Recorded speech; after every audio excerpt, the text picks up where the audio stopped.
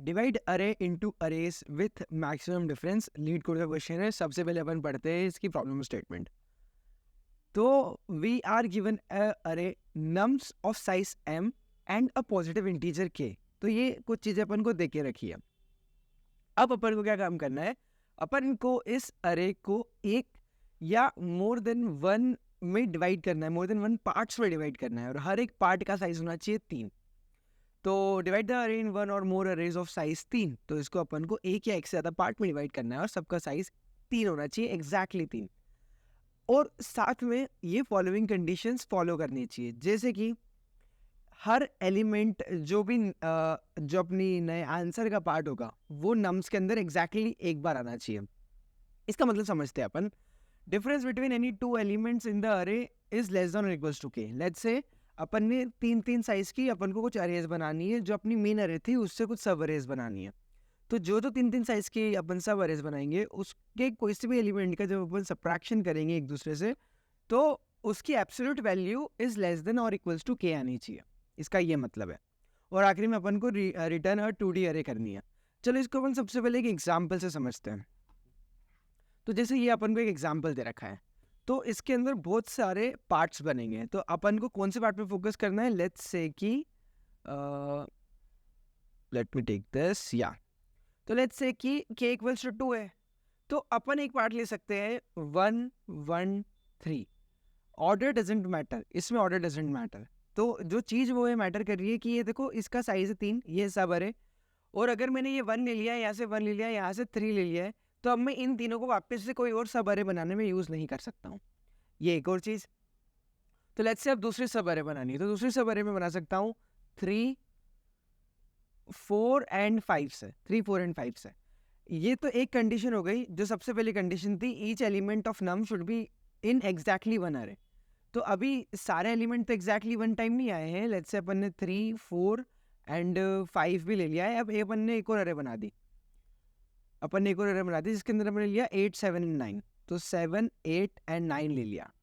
तो ये पहली वाली कंडीशन तो अपन ने कर ली कि हर नम्स का एलिमेंट, जितने भी नम्स के एलिमेंट है, वो एग्जैक्टली एक बार कोई सी ना कोई सी सब अरे में आ गया है, एग्जैक्टली एक बार। अब दूसरी कंडीशन है difference between any two elements in one अरे इज लेस देन और इक्वल्स टू के। अब ये वाली कंडीशन अपन चेक करते हैं ये हो रही है कि नहीं हो रही है। जैसे इसके अंदर सबसे ज़्यादा डिफरेंस जो बन सकता है वो एक तो बन सकता है 1 - 1 से, जो है 0। एक जो सबसे ज़्यादा डिफरेंस बन सकता है वो है 1 - 3 से, वो है 2। तो 2 इज इक्वल्स टू के जो अपन को गिवन है, तो कोई दिक्कत नहीं है। अगर इस केस में मैं देखूँ तो 3 - 5 ये आता है 2, और 2 इज इक्वल्स टू के, कोई दिक्कत नहीं है। इसमें 7 - 9 इज इक्वल्स टू 2, तो 2 इज इक्वल्स टू के, कोई दिक्कत नहीं है। तो ये वाला पर्टिकुलर सारे के सारे केसेस फॉलो कर रहा है जो अपन ने ये सोल्यूशन निकाला है इसमें। तो दोनों के दोनों अपन ये कंडीशंस फॉलो कर रहे हैं। अपन ऐसा नहीं कर सकते थे, लेट्स से कि अगर अपन कुछ ऐसा लिख देते कि 1 3 4, अगर अपन एक ऐसी सब अरे बनाते, तो इसके अंदर अगर अपन देखते तो 1 - 4 जो होता, 4 - 1 होता, इसका डिफरेंस आता 3, जो कि के से ऑब्वियसली ज़्यादा है। तो ये नहीं बना सकते। तो इसका एक वैलिड आंसर ये हो सकता है, ये 2D अरे अगर अपन रिटर्न कर देंगे तो ये एक वैलिड आंसर है। ऑल्सो इस 2D अरे के अंदर सीक्वेंसिंग मैटर नहीं करती, तो इन सब अरेज को मैं ऊपर नीचे कर सकता हूँ। इन सब अरेज के अंदर जो एलिमेंट्स है उनको आगे पीछे कर सकता हूँ, कोई दिक्कत नहीं है। तब इनने यहाँ पे अपन को दे रखा है it is impossible wait a second return an empty array if there are multiple answers. Multiple answers मतलब कि वही कि अगर इसको अपन शफल कर दे इंटरनली, इसको अगर इंटरनली इन 3 एलिमेंट्स को शफल कर दे या इन 3 अरेज को अपन ऊपर से शफल कर दे, तो उससे फर्क नहीं पड़ता। अपना आंसर इन दोनों की दोनों कंडीशंस को सेटिस्फाई करना चाहिए, दैट्स ऑल मैटर। ठीक है। सिमिलरली अपन को एक और इनपुट दे रखी है अरे। अगर इसके अंदर अपन देखें तो इसके अंदर अपन को के दे रखा है 3। तो लेट्स से अगर मैंने लिया 1 2 एंड 3, तो 1 2 3। दूसरी जो मेरी बनेगी वो है 3 3 एंड 7। तो ये तो देखो 3 - 1 ना इस कंडीशन को सेटिस्फाई कर रही है, बट यहाँ पे 7 - 3 आ रहा है 4, एंड 4 इज ग्रेटर देन 3। तो ये इस कंडीशन को सेटिस्फाई नहीं कर रही है, और इसका आंसर आ जाएगा लाइक नथिंग। जब भी अपना कोई आंसर नहीं आ रहा है तब अपन सिंपली एक एम्प्टी अरे रिटर्न कर देंगे। जब अपना आंसर आ रहा है तब अपन ये 2D अरे जो कि पूरी फील्ड है उसको करेंगे रिटर्न। अब इसमें सबसे पहली ऑब्जर्वेशन क्या है, अपन को इसको सॉल्व करने के लिए क्या ऑब्जर्वेशन आनी चाहिए, वो है कि लेट्स से अगर अपन को 3 नंबर्स दे रखे A, B एंड C, मतलब 3 नंबर्स जो अपन को पुट करने हैं अपने आंसर अरे के अंदर, तो ये तीनों के अंदर एक चीज़ होनी चाहिए, वो है कि ये तीनों काफ़ी क्लोज होने चाहिए। क्लोज क्यों?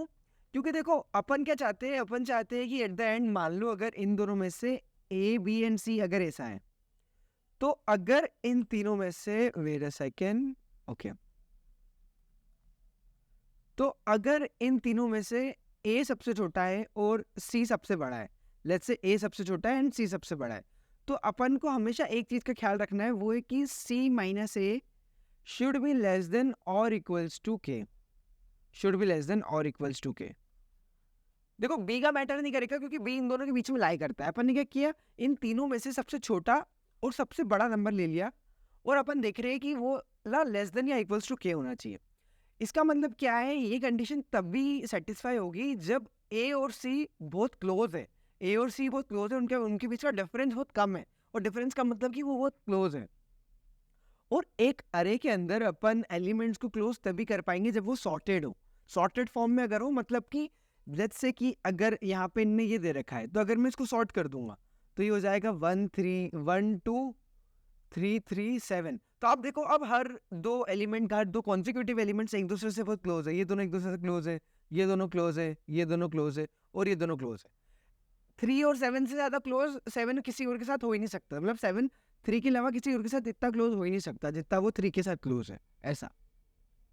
तो इसके लिए ये ऑब्जर्वेशन के बाद अपन को एक ये इंट्यूशन आ गया कि अपन को इस पर्टिकुलर क्वेश्चन में अपनी अरे को कर देना चाहिए सॉर्ट। तो अगर अपन वापस से अपने एग्जाम्पल नंबर 1 पे जाए और अपन बोले कि हाँ चलो ठीक है, सॉर्ट करके देखते हैं क्या होता है, तो अगर अपन इसको सॉर्ट करेंगे तो ये हो जाएगा 1 1, ये गया 1, ये गया 1, 3 एंड 3, तो 3 3, उसके बाद में एक 4 है, एक 7 है, एक 8 है और एक 9 है। तो अपन ने ये कर दिए अपनी अरे सॉर्ट। अब आप देखोगे कि ना अपन हर 3 कॉन्सिक्यूटिव का अगर पेयर बना पा रहे तो ही अपना आंसर आएगा। एक नंबर मिस कर दिया अपन ने, वो है 5, तो यहाँ बीच में एक 5 भी था। अगर अपन हर 3 कॉन्सिक्यूटिव नंबर्स के बीच में एक पेयर बना पा रहे तो ही अपना आंसर आएगा, इसके अलावा कोई और है ही नहीं, क्योंकि ये तीनों नंबर एक दूसरे से बहुत क्लोज है, ये तीनों नंबर एक दूसरे से बहुत क्लोज है, ये तीनों नंबर एक दूसरे से बहुत क्लोज है, इसलिए दैट्स वाई। तो अपना आंसर ऐसे 3 3 के पेयर्स में आना चाहिए, और वो तीनों के तीनों पेयर्स कुछ ऐसे दिखनी चाहिए, ये यहाँ से यहाँ तक, ये यहाँ से यहाँ तक, ऑलराइट। तो ऐसे 3 पेयर्स बनेगी। तो what we can do is, अपन बस सिंपली अपन ये चेक कर सकते हैं कि इसके अंदर लेट्स से ये A, ये B, ये C, इसके अंदर A B C, इसके अंदर A B C, ऐसे करके 3 3 नंबर्स इन तीनों में।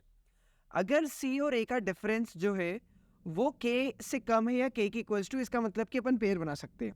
ऐसा कभी भी लेट्स से मैं यहाँ पे आ गया और जो मेरे A B C आ रहे हैं और जो मेरा C माइनस A है वो अगर ग्रेटर देन K हो रहा है, तो इस केस में अपन क्या करेंगे, इस केस में अपना आंसर नहीं आ सकता, सिंपली अपन रिटर्न कर देंगे एन एम्प्टी अरे, सिंपली अपन रिटर्न कर देंगे एन एम्प्टी अरे। ठीक है, अब सबसे पहले अपन इसको थोड़ा सा कोड करके देखते हैं, फिर इसकी टाइम कॉम्प्लेक्सिटी और स्पेस कॉम्प्लेक्सिटी की बात करेंगे, और अपन ये भी देखते हैं कि सोल्यूशन इज वर्किंग और नॉट। ठीक है, ऑलराइट। जैसे कभी कभार क्या होता है, जैसे ये क्वेश्चन बहुत अनसर्टेन बोल सकते हैं अभी भी, कि ये बातें करने के बाद भी अपन को समझ नहीं आ रहा है कि यार वेदर इट विल सॉल्व और not. So for questions like this, what we have to do is we have to directly implement it. कि if we are still uncertain, वैसे तो this is the solution. I hope this is clicking to you कि ये तीनों elements बहुत एक दूसरे के क्लोज है, तभी अपन स्टार्टिंग के 3 3 के पेयर ले रहे हैं। Also I want to make one thing clear, कोई अगर ऐसा बोले कि कभी ऐसा हो गया तो 1 2 3 4 आ गया, तो ऐसा केस कभी होगा ही नहीं। ये 3 के बाद में आगे 3 एलिमेंट्स होंगे ही होंगे, या तो एक एलिमेंट भी नहीं होगा। क्यों? क्योंकि अपन को इनने दे रखा है नीचे, अगर अपन कंस्ट्रेंट्स में जाए तो दे रखा है n is a multiple of 3, ये चीज़ इनने दे रखी है। इसका मतलब है कि size is always multiple of 3, तो या तो 3 होंगे एलिमेंट्स, 6 होंगे, 9 होंगे, इनके बीच में कुछ नहीं हो सकता, right? Always it should be multiple of 3। चलो ये चीज़ भी आ गई अपन को समझ में। So let's first make an answer अरे, वेक्टर ऑफ इंट आंसर, इसको कुछ अपन साइज नहीं देंगे। ऑल्सो अपन निकाल लेते हैं int n equals to nums dot size.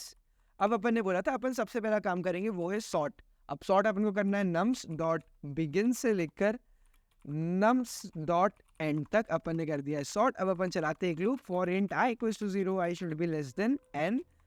अब अपन क्या करते हैं, हर बार 3 एलिमेंट जंप करते हैं। क्यों? लेट्स से मैंने यहाँ पे लिख दिया आई प्लस इक्वल्स टू 3। मैं क्या बोल रहा हूँ, हर बार 3 एलिमेंट जंप करेंगे और आई इक्वल्स टू 0 से ही अपन जो इसकी 3 की पेयर बन रही है वो निकाल लेंगे। कैसे? जैसे कि int a equals to nums of 0, अगर विजिबल नहीं है तो एक साइज और बढ़ा देता हूँ मैं, ओके ठीक है। इंट a, इंट b और इंट c ऐसे करके अपन 3 वेरिएबल्स बना लेते हैं। हर एक पेयर के अंदर अपने पास ये 3 वेरिएबल्स होने चाहिए। ये 0 नहीं होगा, ये होगा i plus 1 and i plus 2। तो ऐसे करके 3 आ गए हैं और अगली पेयर पे जंप करने के लिए अपन ने इसको सिंपली क्या कर दिया है, i प्लस इक्वल्स टू 3 कर दिया है। ऑलराइट, अब इसके बाद में अपन चेक करेंगे जो अपनी कंडीशन थी कि इफ c माइनस ए, देखो c बड़ा है, एलिमेंट c की वैल्यू हमेशा बड़ी होगी या इक्वल्स हो सकती है a के, तभी अपन लिख रहे हैं c minus A. If c minus A is greater than k, अगर ये k से बड़ा आ गया है तो इसका मतलब है कि अपन को अपना आंसर नहीं मिलेगा। अपन सिंपली एक एम्प्टी अरे रिटर्न कर देते हैं, यहाँ पे एक एम्प्टी वेक्टर रिटर्न कर देते हैं अपन कि अभी तक जो जो अपन ने अपने आंसर में डाला है दैट डजंट मैटर, बट अगर मैं इस केस पे आ गया उसका मतलब मेरा आंसर आएगा ही नहीं, आगे भी निकालने की जरूरत नहीं है, सिंपली एक एम्प्टी आंसर में रिटर्न कर दूंगा। अगर ऐसा केस नहीं है तो अपन क्या करेंगे, अपने आंसर के अंदर आंसर डॉट पुश बैक एक अरे पुश करेंगे जिसके अंदर a b and c elements आ जाएंगे।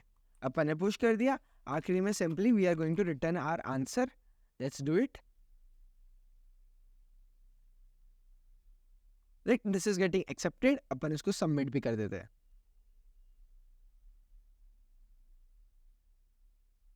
And with this is getting accepted as well here to.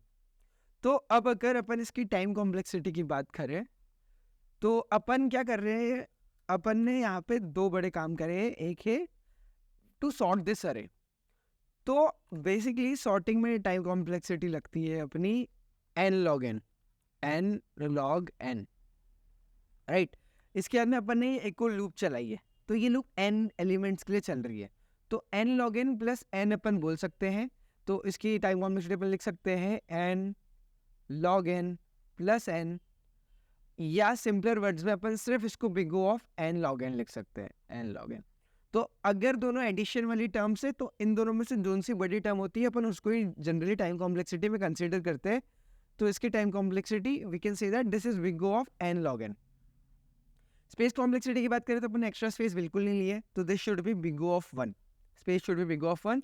कुछ लोग अगर आर्ग्यू करें कि we are making extra space in this vector answer, तो यूजुअली इनपुट का जो अपना अरे है और आउटपुट का जो अरे है उनको अपन स्पेस कॉम्प्लेक्सिटी में कंसीडर नहीं करते हैं। दैट्स वाई आंसर की अपन स्पेस कॉम्प्लेक्सिटी दी या नम्स की स्पेस कॉम्प्लेक्सिटी नहीं लेंगे। This is our answer. I hope you have understood this. कुछ भी डाउट हो इस प्रॉब्लम से किसी और प्रॉब्लम से related please feel free to ask it in the comments. Also thank you for 100 subscribers and आपने अभी तक सब्सक्राइब नहीं किया तो सब्सक्राइब कर लो। अभी तक वीडियो देखी है, आपको कुछ समझ आया है, सीखने को मिला है, पसंद आई है वीडियो तो लाइक कर दो। Thank you everyone, bye bye.